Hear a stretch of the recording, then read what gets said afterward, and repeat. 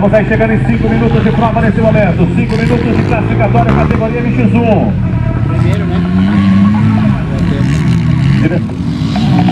Abre volta rápida, chuta, 709, 25, 47.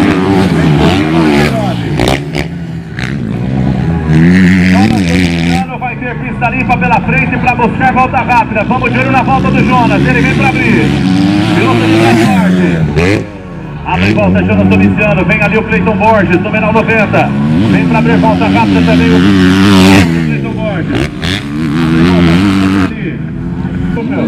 Vem para fechar a volta.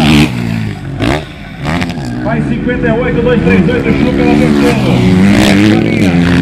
59, 893, o Joaninha quarto. Vamos de olho no Jonas Domiciano. Será que ele vai baixar o tempo da volta? 57, 4, 014, o Jonas.